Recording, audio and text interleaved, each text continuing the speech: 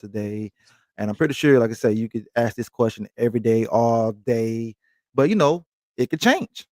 It could change. So, um, what what position do we really need to attack, and what position do you think that it won't hurt to grab a guy to fill in that void for this upcoming season? Real quick before he go, it's Jahad Campbell from Alabama who's I'm talking about. Yeah. He's he's the top 15, top And 20. Jalen Walker's another linebacker too Yeah, that I can think he fall. could That's go a top 10, but if he comes to 25, you definitely take a pick on him. But yeah, I think he's gone in the first 10. Sorry, I didn't mean to interrupt. Go No, ahead. you're good, man. Yeah, for me, like for the draft, I mean, I know like people talk about theories or approaches and best player available is like a common one. And I posted a clip today of the Casario interview with Mark Vandermeer, and of course, when he talks, he'll give you kind of vague answers, but you could basically extrapolate from what he said is that's what he thinks. But what I think they do and what I would do personally is I think it's a mixture of best player available and need. And there's really only three positions that are like big needs, which we kind of touched on our various interviews yesterday, which obviously O line, receiver, and then interior D line. So for me, any of those three getting addressed in the first 3 rounds in any variety is fine. I feel like the three of them have enough guys in the first 3 rounds. If you get interior defensive line, like if Kenneth Grant with Michigan falls to 25 and you take him, I feel like you can still get a good receiver and O lineman, multiple O linemen in the second and third. If Matthew Golden falls to 25, I feel like you can still get, there's still the guy Alfred Collins from UT. You can get in the second as interior defensive line, and you can still get receivers in the third or fourth round. So that's kind of my approach. And I guess we all say this too, and Casario will say this too. I mean, and D'Amico has said it, this week at the meetings. I mean, you try to plan for it and it really never goes the way you plan. And we're trying to guess how it's going to go for them, but like they don't even know. I mean, teams always do crazy stuff, guys fall or, maybe trading. Obviously, Casario is a madman. If he sees value on something, he'll pull the trigger. But I want to see those three positions addressed. I think overall, it's best to, uh, if you had to pick which one to emphasize, obviously I would pick offense for the most obvious reason would be we have more needs there, receiver and O line. But my other part of that logic is the fact that D'Amico Ryans is a defensive mastermind guru, amazing coach, and we've seen what he's done. He can do less with more. He can bet on his coaching on that side of the ball. He can get guys in the third, fifth round and turn them into Pro Bowl level talents. I mean, Henry To'oTo'o. I mean, you go back to San Francisco, Fred Warner and Dre Greenlaw, guys that are third, fifth round picks that he maximizes their talent. And also, I mean, you look at free agency. I know it's different than draft, but like interior defensive line, like the guys that he gets are just no name veteran guys on the cheap, and they perform way outperform their contracts. So kind of that same logic can be done with the draft. And I think it's twofold. I think it's his coaching, and I think he has a specific scheme where he can find guys that maybe one team wouldn't be able to utilize in the right way, but he could. So that's my long-winded answer. It's offense and kickback defense, but I would not be mad at defensive tackle at 25 either. And I just said linebacker because, like I said, Aziz has a penalty problem. He got suspended. We all agree it was a bogus suspension, but he got suspended. So and Henry did a great job, but he also hurt us on some spots. And then EJ Speed, you want him to put coverage when we know we put linebackers coverage. So I'm just saying, if the talent at linebacker falls to us, like I said, Campbell and Carter, both of them, if they falls to a 25, I mean, can you imagine D'Amico with that type of linebacker prospect? We never seen it. Same thing with, like we said a couple of weeks ago, we never seen him with a high level defensive tackle prospect. Like you just said, Garrett, we always seen guys that are veterans. Tim Suttle, Sheldon Rakins, Mario Edwards. yeah, D'Amico Archery. I mean, the list goes on and on. We never seen him work his magic with the top level prospect. So that's why I said we're in the perfect position where we don't have to go for a need. We can go for a best pick available. Yeah, and linebacker too. I mean, like, normally I would say like, no, that's crazy. Like they would never do something like that. But I feel like my whole like perception on what they will and won't do has changed. Like like in my opinion, D'Amico Ryans has like gone scorched earth. Like ever since that Kansas City loss, like that opening press conference afterwards, like he let it like he was always the nice guy and like would be loyal and wouldn't bench this veteran, wouldn't fire Bobby. And then he basically like says like I'm gonna evaluate Bobby, and he fires Bobby. And then since then he cut Shaq Mason, somebody we thought he might not do. He traded Laramie Tunsil as best player. So like to me, like I feel like he's pressed like the urgency button. Like he knows that that window, the rookie window of CJ Stroud is closing, and it's getting smaller and smaller. And like he's all the way in, bro. I mean, trading and getting CJ Gardner Johnson. So like now I think anybody's expendable. So to your point, Matt, like if a linebacker does fall, like shit, he could take him and then all right, well, now we have too many. All right, I'm gonna trade Christian Harris. I'm gonna trade this guy. Like I feel like he's not afraid to do that. I mean, And thank you for reminding me. Where's Christian Harris been all last season? So like he since he got here, he has not played a healthy season. So that just adds to the more reason that we could go linebacker, but I'm not saying we have to. yeah, it's Yeah. tough. And people can rebuttal too. Like, we run a 4-2-5 defense. So it's like our base defense, and we run it more than anybody in the league. But, basically you play essentially only two linebackers most of the game unless you have injuries. So, it's hard. I think you keep like six, maybe seven on roster on the 53-man roster. Right now, we're right at that number where we're at. Like, I already think the writing is on the wall for Christian Harris before potentially taking a guy, honestly. And I know it's a tough topic, and like I've been kind of like insinuating it, like, and I look at it from like a lot, kind of like Crenshaw was saying the other day, like he tells you what he Day thinks one. regardless of like emotion. Yeah. But like I've been looking at it from a logical perspective, like when I've been going through like salary cap numbers and like who makes sense to move on from. Like he's a guy financially that makes sense to move on from. To your point, like what happened last year? I mean, he had the injury thing, and then like a lot of people keep saying that, but he was back for 5 weeks, bro. Like if you're back, you're back. Like I get you may not be 100%, but like if you're not healthy, they're not going to throw you out there in the NFL to get hurt again. And then with that being said, the last two games, the biggest two games of the year in the playoffs, he was a special teamer, bro. Like he didn't play any snaps on defense. Like we're just going to ignore that and just say it was all injury. Like I'm going off of what D'Amico's telling me. And then there was reports too, when free agency started, he was interested in signing Dre Greenlaw. And I was like, why would we do that? We have Christian Harris. And then we signed EJ Speed. It's like, okay. Like just because, and I feel like there's like an emotional connection. And I agree, like I'm guilty of that viral clip when he had that badass play and we've just seen the flashes. So we like are emotionally attached to him, but like it's not allowing us to like fairly evaluate like, hey, maybe they are thinking about moving on. Yeah. We got the goggles on. We're focused on one thing instead of the bigger picture. And that's and to be clear, like I don't want to get it misconstrued. This is not me hating on him. I love him. I want him to play. I'm just going off of what I think is going on. That's it. No, Ain't nothing wrong with that. Crensaw's been on the same boat with you. What you just said, Crensaw's been saying all year. I mean, ain't no wrong with that, man. Best ability is availability, man. So now, it seemed like Nick is the type of person that might trade back from 25. Have any one of you guys thought about him trading out of 25, and we don't have a day one pick, just pick up more day two, day three picks, or you think Nick is going to make a pick this go around? I can see it. You know why I can see it? Because just say we do trade out of 25. This draft is, like I said, this draft is not deep with receivers as far as like that's willing for like we should take in the first round. Like we can get a guy in the second round. So I can see him trading from 25. Like a Trey Harris, like Crenshaw, you say all the time. We can trade out of that first round, get another second or two, or whatever the case may be, and maybe a second this year and a second next year, and something like that, whatever the case may be. And I can see him finessing like he did last year. I wouldn't be mad at it. It just depends on who's there at 25 or who's there at 24, and you like, man, let's just trade back. I wouldn't be mad at it because at the end of the day, it's about getting the best players that's available.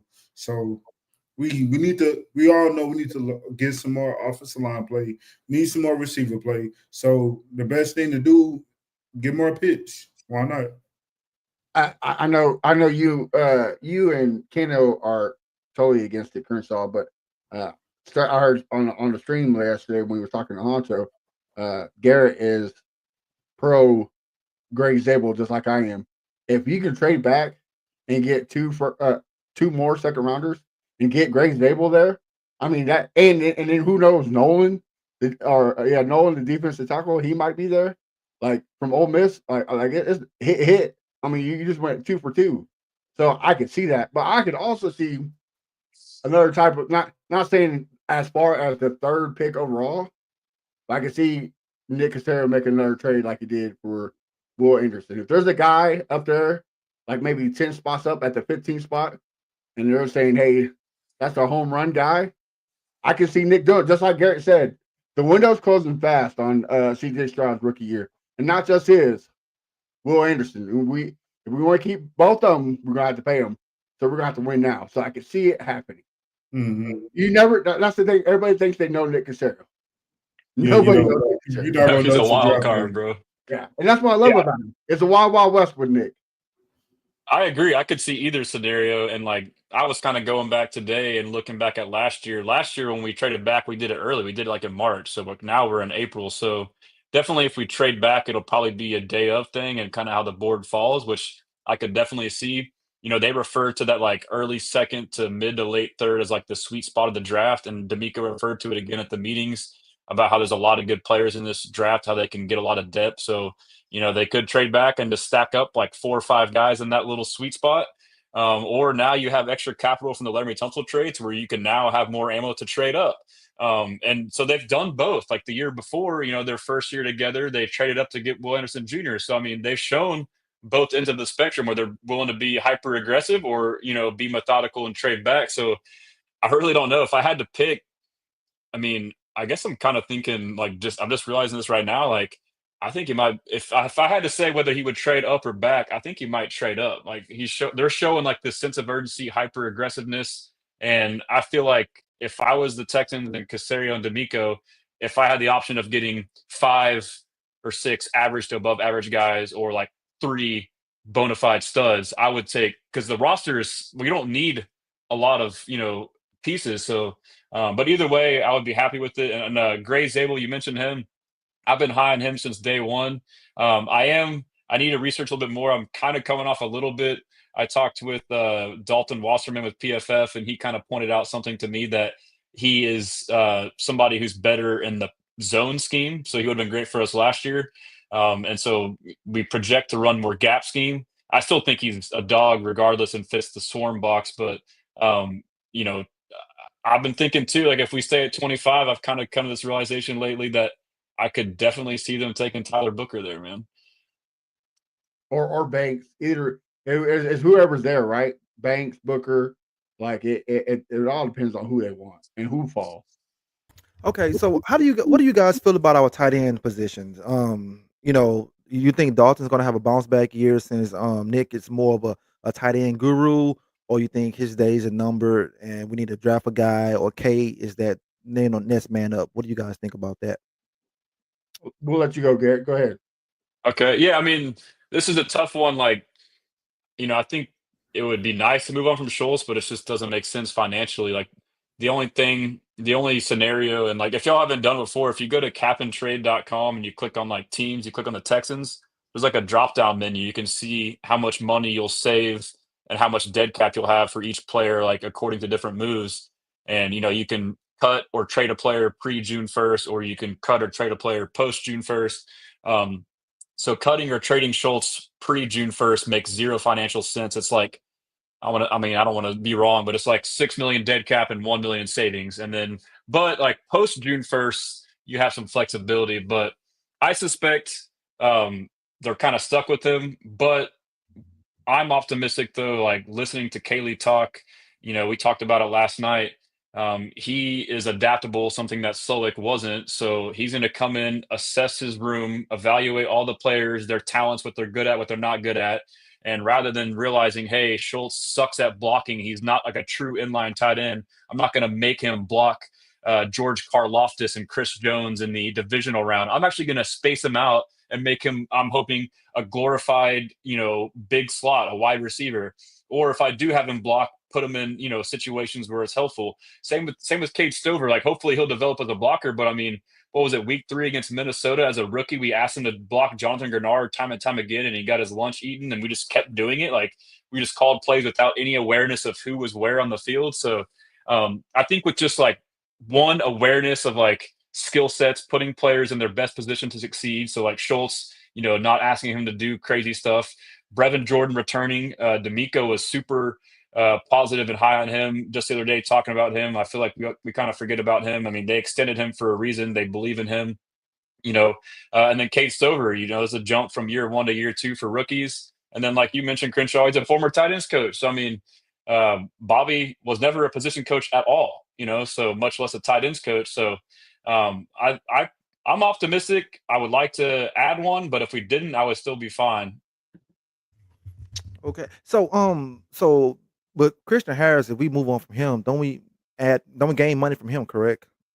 Yeah, so that's why I started to think that way. And Jeremy Chugs in the chat, he's talked about this as well.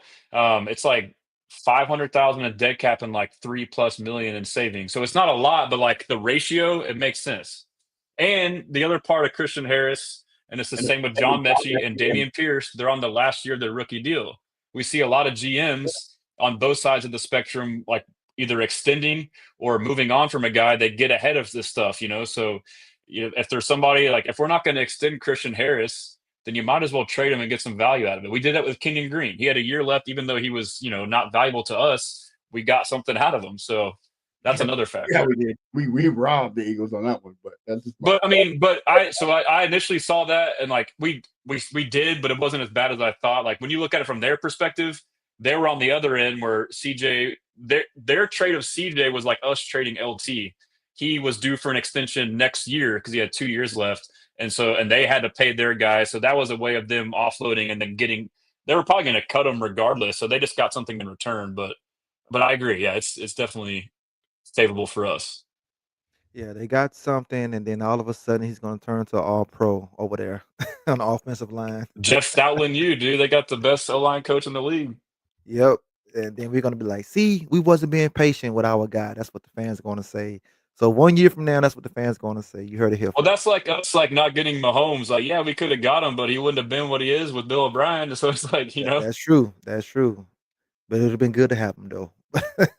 Yeah, we could have ruined his career. Yeah. Oh, man. Godly.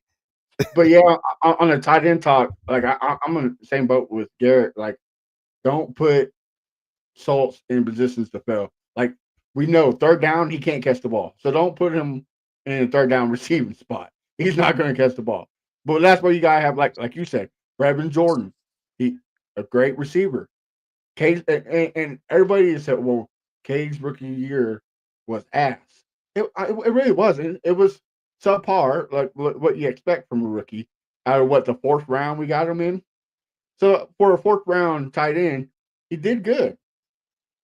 But what people fail to realize, there's very few first year tight ends that come in and shock the league. Sam Laporta, T.J. Hawkinson. I mean, that's the only way. Look at Kyle Pitts. He still has not produced, and he was a number 3 overall.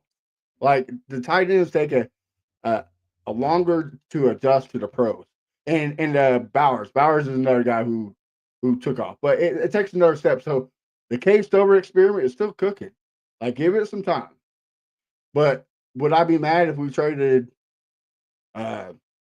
Christian Harris or a 7th round pick to the Raiders for Mayer?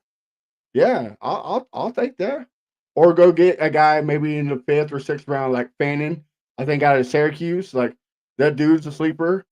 He might not be there in the 5th, but this tight end draft is somewhat stacked. Like there's some late round tight ends that could be valuable. Jackson Halls, dude. He's like a blocker. That's what we need. If we're gonna get one, he needs to be able to freaking block. Exactly. And again, like you said, Garrett, tight end coach for a reason. So I'm okay with it. I think you're right about D'Amico, where he saw the game against the Chiefs where we put Shaq Mason in first game back from being injured. We put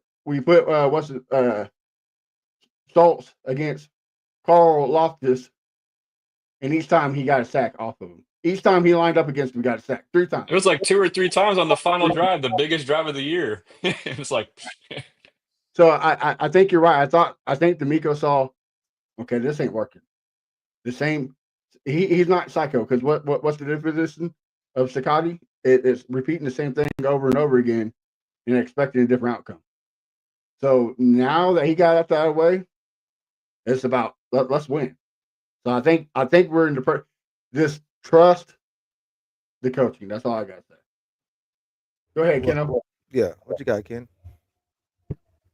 Honestly, I forgot what I was gonna say, but Gotta start taking notes. yeah, but what was the question, Crenshaw? Can you repeat the question? I forgot to. Yeah, It but was about tight but ends. let's talk Nah, about this. it Though. I was want it to was a tap in joke, on this man. though. I remember, man. I want to tap in on this by Christian Harris. I will not be mad if you trade Christian Harris if it's for like you just said, Matt, a mayor or you getting a pick, whatever the case may be. I won't be mad if we trade John Mechie. Um, I think trading him is Damian better Pierce than too is cutting another him. one. Who? I'm sorry, I didn't mean to interrupt, but Damian Pierce, like to No. me, Christian Harris, John Mechie, Damian Pierce, they're all on the last year of the rookie deal. Those are all guys Mm-hmm. that could be traded. Facts. And I'll trade Damian Pierce. Yeah, like trade them to somewhere you think that they can, of course, a team that wants them and hopefully they can be successful with that team. It's no hard feelings, but we got things to do at the end of the day. And I like to, like you said, Garrett, I love what D'Amico is on right now. Like he's definitely making moves that we kind of was like questioning. Like, hey man, we need to get like we always like we need to get rid of Bobby mid season, and it wasn't looking like that was gonna happen. Then all of a sudden they let him go, and it's like, okay, Miko be in business. We trade Tussle because honestly, it was time for that because Tussle was going to be due for extension, and also like he just doesn't fit the swarm mentality. Yes, he's a great tackle, but he just Absolutely. doesn't fit the swarm mentality. So they got rid of him. We need a guy that's swarm mentality that's going to lead this O line, that's going to take up for the O line, but also challenge the O line. Like, hey, let's get it together. When they're doing something wrong, you got to be on it. So that's what D'Amico wants on this offensive line. So we got rid of a lot of offensive linemen that just don't fit this swarm mentality. So it is what it is. Like I have no hard feelings no more. Like I'm where Crenshaw is at. Like if we gotta let somebody go, it is what it is. I got love for John Mechie, but sorry. Like But that's the thing though about the D'Amico, right? Like he destroyed the narrative that we all thought. Because how many times in the chat did we say, "Oh, Bobby's not going Loyalty. nowhere. Bobby's not going nowhere. He's that's D'Amico's guy. D'Amico's too loyal." yeah. Oh, I, but I, okay, but I, okay. but I, I suspect that like he was like I mean everything that he showed us led us to believe that like through his actions, like giving guys second chances and not and then obviously like press conferences you're not going to like bad talk somebody, but like that's what we have to go off of. So I mean, like you can't fault us for thinking that, and maybe he's still developing as a young head coach. He's like, all right, like this nice guy stuff ain't gonna work. Like I'm about to go rogue, bro. Like I feel like Mm-hmm. he just had a switch flip. Like he's like, I'm gonna try it this way. I gave y'all my chance, and like now I'm letting y'all know with my new actions, like I'm a different guy. I'm kind of agree with you. I think the Chiefs game opened his eyes. Like if we like Crystal said, we want to see AFC Championship game before we die. Like we got to do it now. And I think D'Amico. I think D'Amico was like, okay, there we go. We're going next year. Well, I hope it did open up his eyes because I mean that's what we need, man. We need a coach to come out there and say, look, man, if your ass ain't ready, you ain't on my damn team.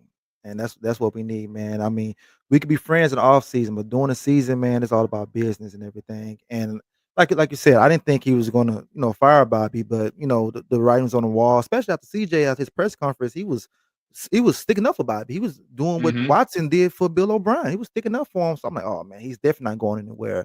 Then we was just waiting, and boom, the news dropped, and everybody was victory is mine. So everybody was Mm-hmm. all crunk and everything, man. Yeah. Man, Victory we was lit. is We yeah, were, we was, we were a Baptist church, getting the yeah, man, yeah, yeah. So we but were eating. yeah. So I'm like I said, I'm looking forward to who we got in right now, an offensive coordinator, because he can't do no worse than what we had from Bobby, from what's the other guy we had for Bobby, Pep Hamilton. Pep Hamilton, and what's the guy for Pep Hamilton, Was it he Tim Kelly? Dave Tim Cole. Kelly. Yes, Tim Kelly. So he can't be no worse than those guys right there. So I'm looking forward to it. I mean I can't wait to OTAs. I just want to see some type of film on these guys and Yeah. formations and everything. I just can't wait because I'm excited right now, man. You know, they giving me something, you know, to be excited for in the season and everything. Well, So, what you got? and the thing too is like we get it when you talk about something, you gotta say the right things. But like I was telling Brandon on his show last night, Bobby said some good things when he got hired on, but you also could see it was the 49ers. Like you can see what he was saying, what a 49er coach would say. With Yep. Nick, it's Nick. Like he said, nah, man, we're not doing it the Patriots way. We're not doing Yeah, it the Rams way. We're doing it the Houston way. And yes, that's what he's supposed to say. But if you go back and really watch the conferences with Bobby, he didn't say stuff like that. He says stuff that man. a Niners coach, like the whole the offense or the defenses don't adjust in halftime. Like what? Have you watched a football game ever? Like you are stupid if you believe that. Like you should quit the NFL and get money from the state of Texas because that's not it. That's terrible. What's crazy Yeah, about him is like it's so ironic. Like if you were to like not know anything about him, like if you just watch, like listen to his words and like watch the way he coached, like you would assume that he was this prototypical 70-year-old stuck in his ways, old head coach. Like I'm gonna line up and run my thing no matter what the other team does. Where he's supposed to be like this young, innovative coach who's supposed to adapt. So like it was kind of ironic in that sense. And I see someone in the chat saying too, like, of course we're gonna fire him. Like, no, dude, like I was surprised as hell. I mean, there were plenty of reasons. I mean, I prepared myself. Maybe it was like a coping mechanism, but like I prepared myself for Bobby to come back for year three. And like honestly, there would have been an argument to do so, even though I didn't want it to happen. I mean, you still went to the playoffs your first 2 years in a row. The first year was great. I mean, CJ Stroud won rookie of the year. So I mean, they could have made a case to do it. Like that was not an easy decision. And then you throw in the fact that D'Amico is like boys with him, like they've come up in the league together. So like that was not an easy decision. So like as soon as that happened, like my light bulb went off, and I said, "Who's next?" And shit, look where we are now. It's 3 or 4 guys that's been next. So like he has flipped the switch, man. it's just crazy how he kind of made it seem like, and who knows if this is truth or not, but he made it seem like him picking Bobby was a rush, and and then we all be like, dang, well then why the heck you ain't get Cliff Kingsbury? Like why you didn't, you know what I'm saying? But I hope that was the case. It is what it is. I'm glad he moved on after the 2 years experiment because he knows like, hey, we got to win now. We have to. Especially if you believe all the articles that are coming out about Bobby and CJ, like the argument, the pre-draft argument, the arguments in the locker room and practice, whatever about them getting in each other's face. Like if you believe in that, then he needs to go because CJ's coming in his third year. He needs somebody to have his back, and that's the same reason why I'm glad we got rid of Kenyon Green and Larry Tunsil. Because how many times we see them when CJ Stroud get hit, late hit, or out of bounds, and they're back there with their hands on the hips. Nah, man, I want somebody to go throwing some blows for my QB. Exactly. Like, especially if you have that C on your chest. If you have Mm-hmm. the C on that chest, Yeah. you got to be the first one to throw an elbow. I want the same energy on my offensive line that Aziz outside here is doing on the defense. Okay, is it a little dirty? Okay, like we said, if you're not Houston, what? Fuck them. All right, that's the mentality we should have. It's football though, man. It's Absolutely. football. That's what people like be forgetting. This is football. Like back, I don't know if everybody else played football.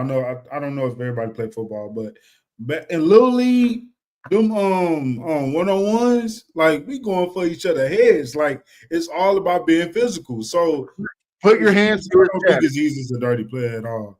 And you want your whole line to be like that. Like Yeah, we were taught. You're probably right. You were taught what? Put your hands to his chest. You're blocking somebody, put your hands to his chest. That's what. No love for no one. Play ain't over to the whistle blown. We ain't got time for them little half stepping like nah, bro. And that I'm sorry, but that's what Laramie was on. And Laramie could really be better than what he is, I feel like, if he really took it more serious. That's how I feel like. He's a great tackle. But he can be better if he had more dog in him. Like if The he problem the just problem knows too that he is like D'Amico inherited him. Like, could you Mhm. imagine? That's a tough deal. Like, hey, you got this all pro or not all Pro Bowl left tackle, and like he's good and he's but he doesn't fit your swarm culture. Mhm. So it's like you can't just get rid of it like that. That was another tough decision. So I Yeah. mean, What was it? The Vikings game? What did the Vikings game when he yeah, like, I did my job. It's it was everybody else's fault. Like, come on, bro. That you're not talking like a captain there. Yeah. He changed his tone now though, because he tried to get that extension. He said, I apologize, yo. That was unacceptable or the penalties. Like, bro, come on, dog. But hey, I ain't knocking him. Go to get your paper, bro. And, But yeah, again, he just I go back to Nick Casario and 2 years ago with this makeshift line. What was that linebacker for the Broncos? Singleton, when he got into yeah. somebody's face, who was there? yeah. The whole offensive line. Not once did we see that last year. Not once did we see. Oh, I'm sorry. The white boy, the Patterson. Patterson got in it with the Chiefs players, but nobody else. Not And once. fellas, I got to run. I got my show coming on at 9. I got Reggie. I'm not sure how long y'all are going, but if y'all want to come tune in afterwards, feel free to do so. Sorry to cut you off, Matt. Oh, it's No, all good, Um, man. Thanks for coming through, man. Keep it blessing, man. tell, yeah, I'll have to tell come everybody back what on you again soon. tell everybody where they can find you, what you got cooking. That way we can support you.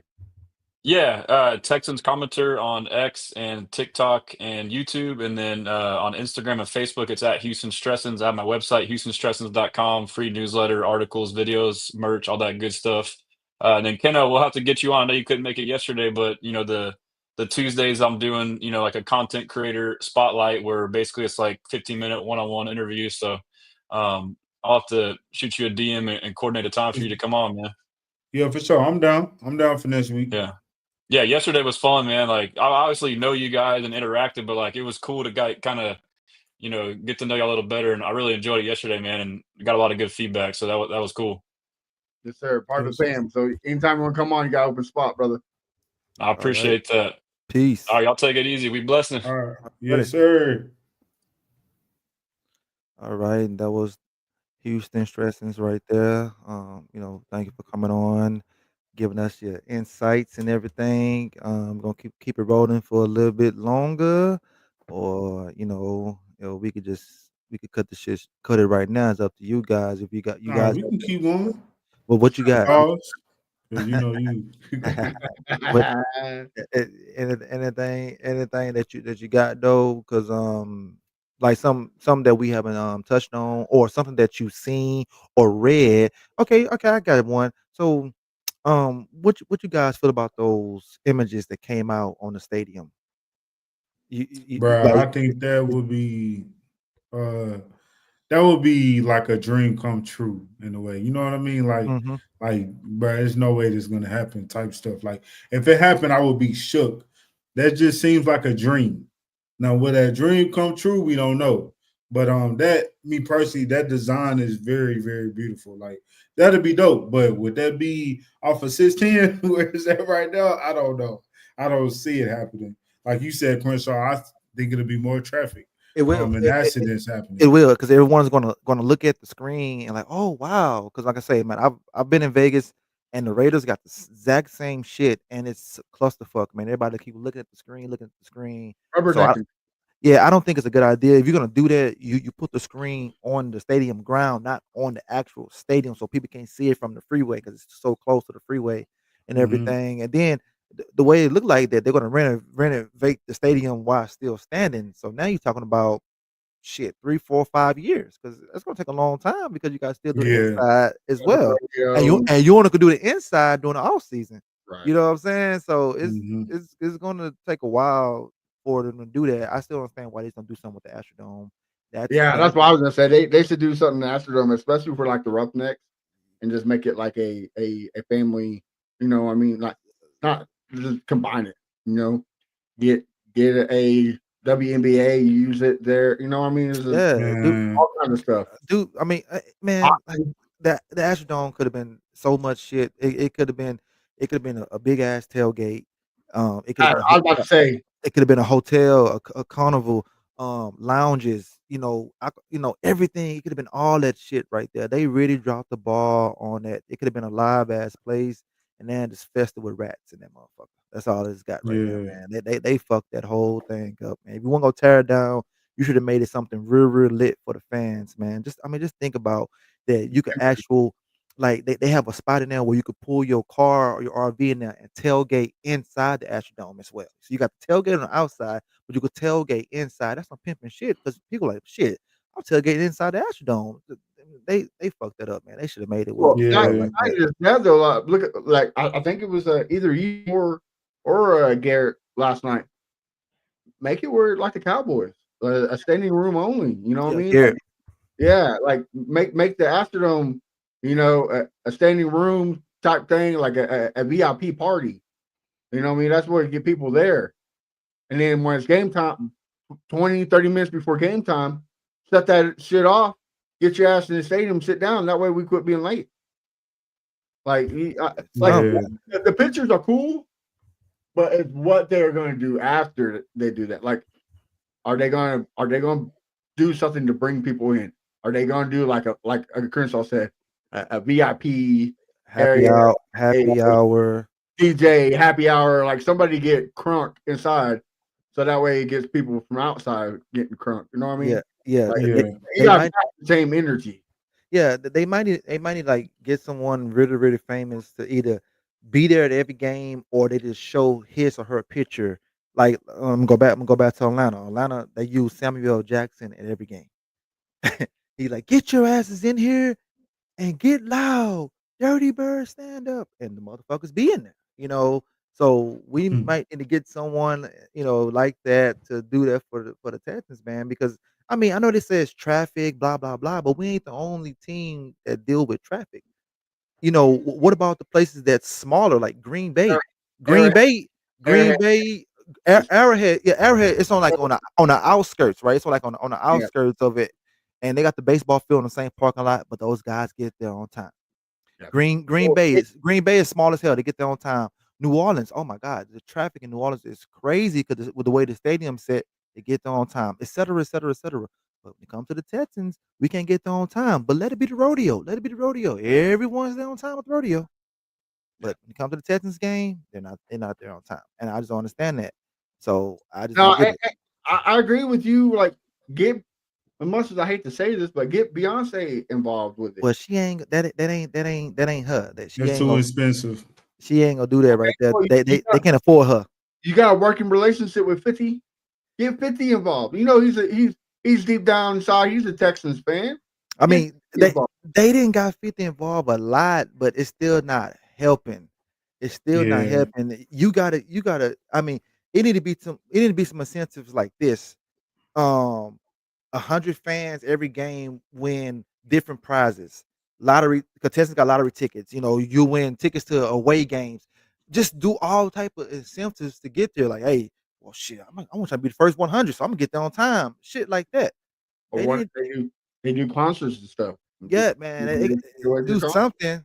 I Right. just I just don't understand. Like I was telling Stressings last night. It doesn't make sense. Not just the Texans, the Rockets. Rockets number 2 seed, motherfuckers not at the game. The Astros, when they was fucking winning 100 games a year, motherfuckers not at the game. I don't understand why Houston fans can't fucking show up to games. You can't say we spoil because the Rockets ain't won since the 90s. Astros won recently, and the Texans ain't won shit. So we ain't fucking Yeah. spoil.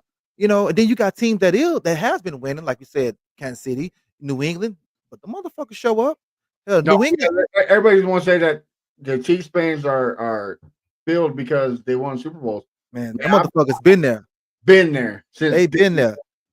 Yeah, it's been. Dante Hall and every damn thing, man. They Yeah, fucking been there forever, man. yeah. They were the Texans fans before the Texans fans. Like, Yeah, yeah. yeah, man. So I just Uh, I just I just don't understand it, man. you just missed him. He jumped off to go Yeah, he's on on his own his show. show, so you missed him barely. So, but yeah, man. We'll see what happens from now. We'll see what happens from now. Yeah, there you go. Yeah, same thing. I hope they do show up for U of A in San Antonio because Duke gonna be there. Duke, them Yeah. fans gonna travel. They gonna be deep in there. You'll see all the blue up in there. So I let's low see. key want to pull up. Man, I low you and key me want to both. pull up. You and me both, man. It's gonna be a nice atmosphere. I mean, like I say, it's a home crowd, for U of H, man. But See, that's the bad thing though too. Like for everybody's like, well, teams just travel well, especially with Duke. They're bandwagon fans. Like Duke is always going to have fans everywhere because they always be winning. oh yeah, Hmm. oh So yeah, that's just not an excuse. Show up, quit selling your tickets, and be there on time. yeah, man. I mean, it's time to change that, and hopefully we could change that this year with like I say, getting butts and seats and having a more of a home field advantage because I feel like I'll be at the home games. I feel like it's not a home field advantage, bro. I feel like it's like we be loud, but we don't be as loud as we could be, as we should be as fans and everything. But hopefully it change. What else you guys got? Yeah. Man, Fatita, I need you to bring the WNBA back, bro. I don't know what's been going on, but seeming like he's not trying to do it no more. And I'm getting a little discouraged. I Okay. shall say. Now, if fans not showing up for the Rockets, they That's damn the sure ain't crazy showing thing. up Yeah, for WNBA. yeah. They I they they agree. they're not gonna be that. Now, I know they're talking about hockey. I don't know how many hockey fans do we have in Houston. People are like, oh yeah, bring hockey, but how many hockey fans we have in Houston? Now I'm going back my heyday. I'm going back to the Houston Aeros. I don't remember a lot of people at the Houston Aeros game. I used to go there. It was lit. It was pretty cool. But And it was affordable too. yeah, tickets are like $3 to get in. So Yeah. I mean, that's not going to be the same case. I agree with you. I mean, but I didn't think the Seattle Krakens would have a fan base. I mean, who in the hell is going to like hockey in Seattle? They don't even have a basketball team. But now, I mean, Well, I mean that's the thing. That's the thing. All they have out there now, well, they got football and then they got baseball. So any type of professional sport, they're gonna grab on to it. You know what I'm saying? Like we in a city that has damn near every professional sport but hockey. You know what I'm Yeah. saying? I mean, we got everything. What's the girls league called that we have here? The girls league. We got a girls Oh, league. dang it. WLS. Yeah, see, You like we talking even about the soccer team? Yeah. the soccer team, yeah. Like we even have that right there. Not all cities have that. So we have damn near everything but hockey. So we just got so much to do and so much going on. But yeah, the dash. Thank you. Yeah, Thank you. sure. Yes, the dash. So like I say, I just hope that it can change, man, because it's very sad, especially when other fans be trolling like, damn man, how y'all win the division, but you motherfuckers can't show up. I'm like, hey man, we trying, bro. You say that every year. So I don't know what else to say now. You know what I'm saying? I don't know what else to Yeah, say. But the good thing too, though, I would say this: when it really time to show up matter, like the playoff games, we do show up. So I will say that we do show up for games that matter. Because But that's a win. That's if a you win get, to go home. That's a I win to know, go home, though. You know I what I'm know, saying? I get So, it. that's potentially the last game of the season. You're gonna see your team again for another 7, 8 months. So yeah, they gonna show up and show out, but throughout the season, they didn't do Be the same consistent. thing. Be Yeah, be consistent. consistent. Yeah, Maybe be, maybe we wouldn't have to be a go win go home. Like maybe we can have a bye week. I Like hope maybe so. the we would the love playoff. that. Yeah, who wouldn't, right? Like, Yeah, we love that. That yeah, I think that's the only way we could get to the promised land if we do have a bye week. We have like all the games come here, man. We never had that in history. Even that year. Like, how the fuck you start 12-1 and don't get a bye? That's fucking crazy.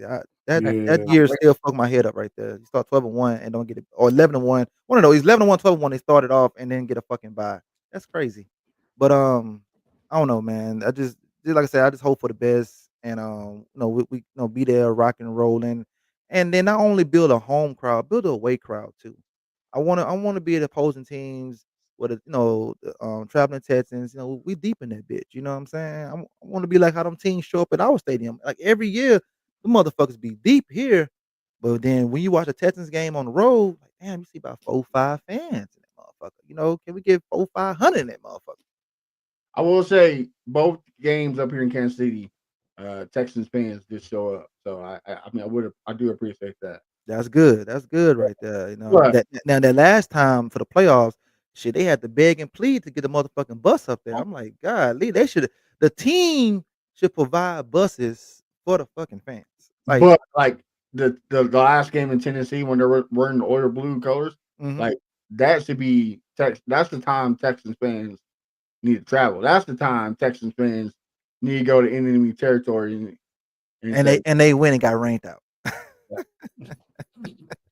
you know what I But mean? Like, yeah, like, yeah, man, show up, man, get loud, man. Like when the Saints came here a couple years ago, the Saints was deep in our NRG. They was deep, man. I mean, they was Man, deep. the Bills was deep. Bills was Bills, deep. Steelers, The Eagles was deep. When we played the Chargers. Eagles, man, like, right, when we played the Eagles a couple years back, yeah. yeah, Mhm. man. I mean, like I And said, that's the time we repped the new red helmet too, and the Eagles outshowed us. yeah, and then we can't say that we a young team anymore, man. We've been here 20 years now, man. We've been here long enough to have a fan base more outside of Houston and surrounding areas, man. You know what I'm saying? But I Hey, know, we get to that Super Bowl. We gonna get more We just fans. gotta get past the first round. We just gotta get That's we the got great. yeah. No, I think we gotta get to the Super Bowl. I think if we can finally beat the record of 0-6 of making it past Original. the first round, I think we start getting more people. I think if CJ Stroud can show more, I think CJ Stroud's our ticket. The dude is amazing off the field, on the field. He just got to keep going. So man, you know what? I think the way our fans going, they might be late at the Super Bowl.